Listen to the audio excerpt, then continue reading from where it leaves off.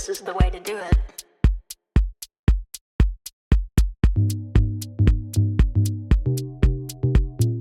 This is the way to do it. This is the way to do it. This is the way to do it. Climate change is reshaping how we grow our food, from extreme weather conditions to unpredictable seasons. However, young people are responding with smart, innovative ideas. And one of such is Elizabeth Ojwang, who is the founder of grassroots, resilient, and innovative teams. This is Youth in Action. My name is Cheryl Omondi. Elizabeth, thank you so much for coming on board. Thank you, Cheryl, for having me. Like you've said, my name is Elizabeth Ojwang. I am the founder, Grassroots Resilience and Innovation Team, fondly referred to as GREAT. Grassroots Resilience and Innovation Team works in Kisumu. Sustainable agriculture and climate action is one of our core thematic areas. I'm glad to be here. When you say you're a founder of GREAT, can you take us back to where the journey started? What really inspired you to start an organization? So I was inspired by two reasons. Number one, I am a physics graduate. Over time after graduation, I looked for work, but nothing was forthcoming. So I decided to volunteer in an organization. It was a community-based organization working in Nyalenda. But why I wanted to volunteer was to do things to do with sexual reproductive health rights. But over time, I was interested in agriculture because most of the time we were not being paid. So if you want to be paid, you're paid in kind. Maybe you're told go to the farm, take some vegetables and go home with them. So I realized that at the end of the day, I needed that food more than anything. Then from practice and from time to time, I realized that all these thematic areas, whether it is GBV and everything, there was a correlation to agriculture. And then again, I also realized that most farming done in Kenya is done with women. So, and women are not landowners. So I decided to form an organization that maybe will speak for issues of women's rights on matters land ownership, on matters farming, on matters agriculture, mostly in the western region. Okay, did you ever see yourself becoming a farmer one day? No, I didn't like agriculture. It was my least expected field that I would really work on. I don't think I would have chosen even agriculture. Even at that time, most of my friends did agriculture economics. I never saw myself in the agricultural space. Do you think there's a way in which the school system, parents have instilled the fear of agriculture, and that's the reason why young people don't want to engage in agriculture and farming? So much. When we were growing up back in primary schools, if you look at the kind of books on how the farmers are portrayed, a very dirty person with tattered clothes, with a bear, with standing on a bare land. So actually, as a child, you could not have liked being a farmer anyway. But also as our parents, when you tell your father or mother or your guardian that now I want to go and do maybe agriculture economics, every parent wants their child to be a lawyer, to be a doctor, to be a teacher somewhere, because those professions were seen as paying professions. You know, for a long time, farming has been seen as non-profitable. Yeah. So if it is not bringing money, then I don't know what. And then prestige. Most of the time when you hear even people, I am a doctor, they call it prestige. I am a teacher, I am a journalist, but I am a farmer. Here, many people don't like being associated with farming. Okay. Can you take us back to GREAT? What kind of activities are you involved in as an organization? Like I'd said, one of our core thematic areas is agriculture. So because we're working in a town setup and also in informal settlements, most of the time we concentrate mostly on urban farming. Urban farming, meaning we look for ways of farming using our smaller spaces. So most of the time we do sell the smart farms, which are the corn gardens, the vertical gardens, the box gardens. We also install them for our customers because most people don't know how to set up a corn garden or maybe a vertical garden. So if I give it to you, and I don't provide a solution for you to set it up, then you might get stranded. Another thing that we do is that we also do extension work for our customers. We are encouraging people to venture into farming, or maybe let us say kitchen gardening. But sometimes, as Cherry, you don't know if I put sukuma wiki, then which variety will do well in my kitchen garden, because not all plants do well in the kitchen garden. So we also do that for our customers. We also link you up with the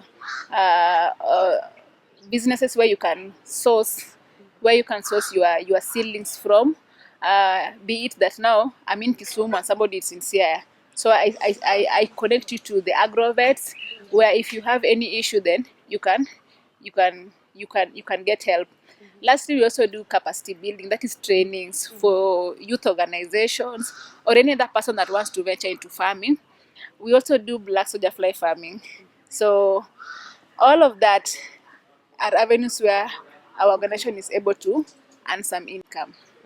Because like you mentioned before, young people have a certain mindset when it comes to farming, and mostly it's because they think it doesn't bring money on the table, it doesn't bring food to the table. You want to be dressed well.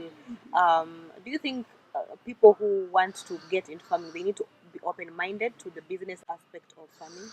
Any profession, Cheryl, you have to be open-minded. Yeah, because there's always a downside to it, and a very positive side and a very negative side also to everything that you do. Even in your profession, I know there are sometimes when you wish you would be in another profession. So yes, you have to be open-minded, mostly if you want to do farming right now in Kenya. And you know, most of the people think that farming is only on farm. But right now, farming is not just about the digging, that nimechukua jembe, I'm going to the farm. It's about innovation, climate solutions. It's about entrepreneurship. If I'm not able to do the on farm, can I do the off farm? Okay, there's this problem of land access, and I like that you've mentioned smart urban farming, which is difficult because in the urban areas you don't have land that you can access. There's nothing you've inherited from your parents. Even in the rurals right now, accessing land is so hard. Do you see smart urban farming being a solution to, yes, we can get food, hata kama we don't have land? Urban farming is a solution. I want to talk about the issue of land access. It is a very big issue, mostly in the urban settlements, where we have also in the rural, where we have land succession issues. And in Kenya, you just know that women are not always. There are some women who are landowners, but in ideal situations, it is the men who are landowners. So if a woman is farming, that means that they have borrowed the land from the husband, and they have allowed her to use it, or she bought it for herself, which is not always easy, maybe for women who are youth like me. But then again, I'm proud that we worked on a land leasing policy by GIZ, and it enables youth to lease land. Although the Kisumu County do not have a land lease policy, but we have a draft that we worked with the German corporation, the GIZ, and it is making land lease very efficient. So land is not there, but land lease is providing land for most youths who want to venture into farming, mostly in the urban spaces. It also makes sure that you are protected, because once you have a document that is protecting you, then the owner of the land is not able to vacate you whenever he or she wants. On your question on whether urban farming is a solution to matters food insecurity, yes, it is a solution, because I told you that we are using the smaller spaces intensively. For example, whenever you can put the corn garden, uh, you can do, maybe I told you that the corn garden can take a minimum of 50 stems of seedlings. So in that space where you're putting the corn garden, you cannot do 50 stems, because the corn garden is making use of the vertical space. So imagine now you have 100 corn gardens, and wherever you are putting that 100 corn gardens, the same person in the same piece of land doing the conventional way of farming cannot get the same kind of produce that you are getting. So yeah, it is able to produce double or even triple the person who's using the conventional way of farming. And most people right now, even in the rural areas, are just turning to the smart ways of farming to produce food. mostly vegetables. Do you see Kenya as a country adopting smart farming and mass producing using smart ways to farm crops that we export, such as tea and coffee, at some point? Right now, no, but we are. I believe we are in the right track. Why am I saying no? Is because uh, agriculture is a devolved function, right? And how counties choose to run their agricultural sectors are very, very different. And now such innovations requires a certain percentage of a certain amount of money. I mean, so I'm seeing towns adopting the smart farming or the urban farming methods, but then it will take us some time. It requires a certain level of technology. Look at Israel, look at China, what they are doing. It is technology driven. It is also labor intensive. So we need a lot of money to run that. And then another problem with our country again is that we don't have the right policies in place to support urban farming. So you'll find that Kisumu County is now developing theirs. Then you'll find another county again, there's no such policy. So kidogo, if we can There's a realign realign our issues, then I think we can be able to. Okay, what would you like policymakers to understand or know when it comes to young people taking initiatives to be in line with smart farming? We currently don't have a policy protecting us people, because there is a law banning you from maybe doing agriculture maybe in settlements in Kenya. You cannot, like for a place where people live, you cannot just keep chicken. I don't know if many people know that. Like you just go to a plot and then you decide kunaeka chicken But hapo. it's something that people do. It is unlawful, by the way. Illegal. It's illegal. So right now we are erecting farms in urban spaces. Then we need to have policies that are protecting people, those people who are doing farms in those spaces, because kidogo hapa utasikia somebody has run to court saying, oh, they did this, I don't want a farm there. Or somebody's complaining that maybe the chicken are disturbing them and everything. But as sisi pia tuko busy na maneno yetu. Another thing that the policy makers should really concentrate on is issues of land lease. Land, you cannot farm without land. Hata kama tunataka kidogo, then we'll do the vertical gardens. We really need land, and the only way to acquire land right now in Kenya is to have a land lease policy that's really protecting the lease. Yeah. Because right now, whatever we have done with GIZ, it is ending this year, and it was a program. So if it ends, then what next? Then I think our lawmakers should be thinking of youths are now venturing into agriculture. We have people doing agriculture in urban areas. How will we make land accessible to them? Okay. Yeah. You've mentioned Greece, and I wonder if there are other sponsors that have enabled your organization to reach a place where it is right now. I wouldn't say sponsors per se, but since our organization is quite young, it is not even 1 year yet. But I think there are a lot of people who are doing climate-related work, climate smart agriculture in Kisumu. I'm a beneficiary of a program called Youth in Agribusiness by GIZ. So I got a lot of training from that program. I also had an exchange in South Africa for some time, just to see how farming is being done on the other side, and then you can relate it to the farming that is done here. So it really exposed us. It gave us a chance to really explore and see what other people are doing outside there. But then again, I'm also working with a program called EKIAN by UNICEF. I am their trainer of trainees. So we are just capacity building youths on climate smart farming, entrepreneurship.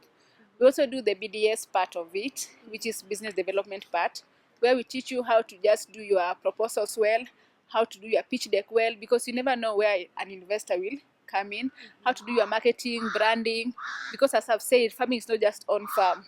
If you can package your mboga and bring it to maybe Quickmart supermarket, you'll be able to fetch a good price from it. Sindio? Because people trust the Quickmart mboga more than the More than mboga the that you mboga from see your along farm. the road. You know, they'll say, this one is well packaged, this one is good. So that is what we are trying to take farming from this level to another level, so that farmers pia wanaweza pata something good. Yeah. I love how you're depicting farming as a luxurious thing because we all need food. Lazima mtu akule, lazima watoto wakule. Like you can't survive. It's a basic need. What is your organization as Grit? What are you guys doing to attract more youths to come on board? Waone, Nani is doing this. I can also do this thing. It's sustainable. Number one, I always try to maybe post or put it out there on what I'm doing. You know, the moment when you're doing something and you're hiding, it's like you are not proud of it. But once you're proud of it, hata mwingine atasema, if Liz is able to do this, then let me ask her how she's doing it. You know, somebody else will be interested. Hey, if she can do that, then I can also do it. But then again, we make farming relatable and practical. If you come to us, I'm not going to maybe give you the whole hard part. Yeah, farming. Okay, the hard part is there, but then I will try to make it sweeter for you, because the hard part has been said for the longest time. Then we need to preach the good part, the part where I told you you can now be selling corn gardens, vertical gardens. You're still in the farming value chain. That is the easy part. That even if you're a slay queen, and I say, simi nikae tu hapo na nitumia TikTok yangu, buy corn gardens, I'm selling corn gardens, make a live, there's corn But gardens here. You are still in the agribusiness value chain. So it's time to make it relatable and practical, things that the youth can relate to day-to-day life.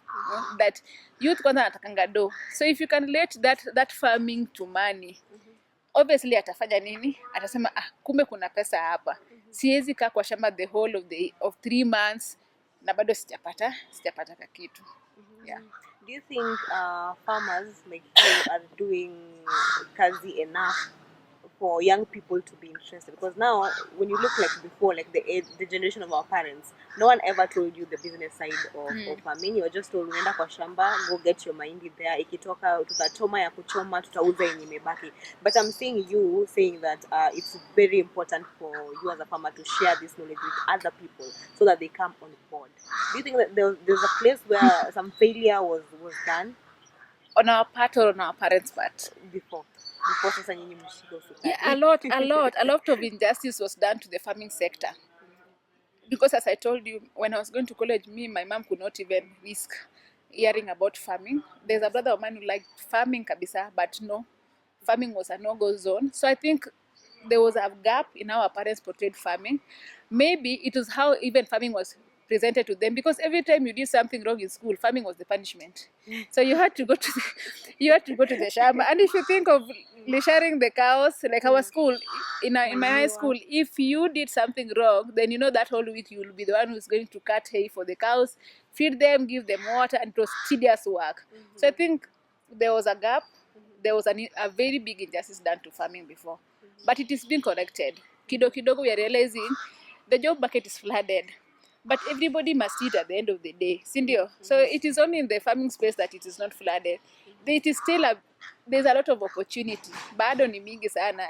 And even if youth want to venture into farming, mostly saizi insect farming, it is selling. So if you can find a small space, anza BSF yako, you do your own cricket farming, kidogo tu you will get something from it. Yeah. Can you delve deeper into insect farming? Because you mentioned you've done BSF farming. You're mentioning also cricket farming. Why are we farming insects in the first place? We are farming insects because of issues of food security, food insecurity. We are trying to be a food secure country. And people realize that insects can be edible. But also insects help in balancing, or help us in, like, for example, the black soldier fly. It helps in waste management. And not just waste management, but organic waste management. Organic waste is even the waste, and you can a lot of menace, because it is the one that rots. But if you can find something to break it down easily, then it is a plus to us. So the black soldier fly, iko na like 3 byproducts. Number 1, nilikwambia it's a feed for poultry, pigs, na even fish. They So can eat the black soldier fly. yeah, in advanced, even not even in advanced, even here in Kenya, at Region Organics, black soldier fly is processed vizuri, washed, dried, and you can eat it as ground nut. It has a lot of protein. So in other developed countries, it is eaten as food. The Chinese eat it very well as food, but also crickets. People farm crickets to make biscuits with them. I've also seen BSF cake because of the kind of protein content that they have. So people are slowly delving into such type of farming, and it is slowly becoming normal. I know if people hear of black soldier fly and cricket, karibu unakimbia, am I really eating? But I'm sure somebody has eaten a cricket made biscuit from the supermarket without knowing. Somebody akasema ni tamu. na akasema ni tamu, and somebody has eaten a cake that is made out of BSF and it was very delicious. But also the chicken that we have right now are feeding on black soldier fly. Most farmers who are doing fish, because feed prices have really skyrocketed in Kenya. Yeah. What kind of challenges have you faced while running your organization? Challenges of managing people. You see, when you start such initiatives, like if you want to venture into farming, I told you farming see leo, then kesho you get something, because even if you're looking for those customers as a startup, even as a business, then you'll have to enjoy for some time before you break even. That always happens. So most of the time when you want to engage people, mostly the youths who have maybe the strength to do the kind of work that you are doing, people have a lot of expectations. Number 1, they will think that now you have a lot of money to pay them. Sometimes you don't have. You have not even broken even in that kind of business that you have. So expectations, it's one big challenge. And when communities see you doing these things, and nowadays, if you see these development partners, it is not like they're giving you money. Some of them just do capacity building and they run away. So when communities see you with even a car from a organization they deem big, they're like, where? That girl is having money, and you are using them to earn that money. So even people's perceptions of what you do, mostly in the black soldier fly, farming of black soldier fly, people will always ask you, na umeenda shule na unakutana na matakataka. For example, I source my organic waste from Kibuye market. When you go there and study and you are dressed in your attire, because I cannot go there dressed this way, obviously. You'll be in gumboots, gloves and everything.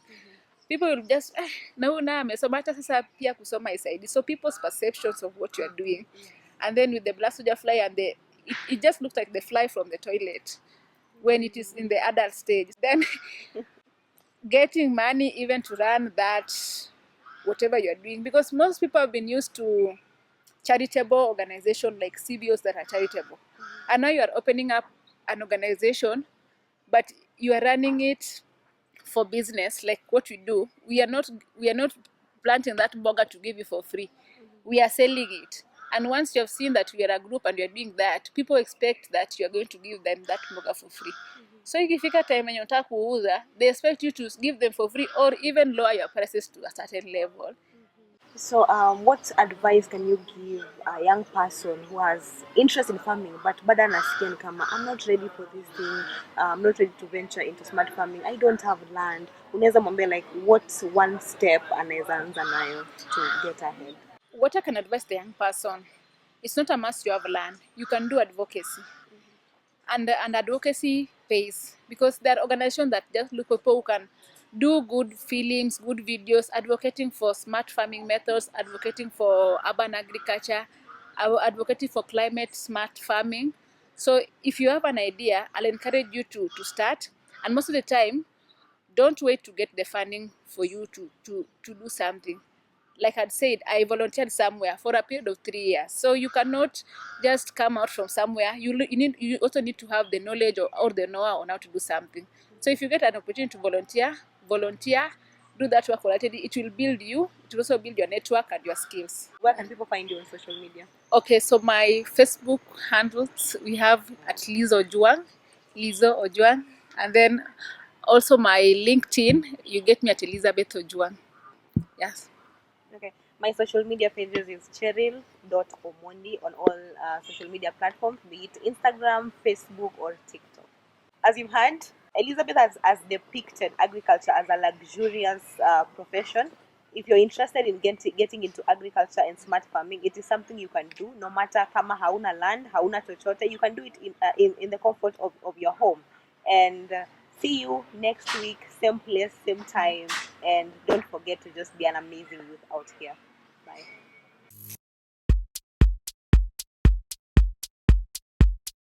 This is the way to do it.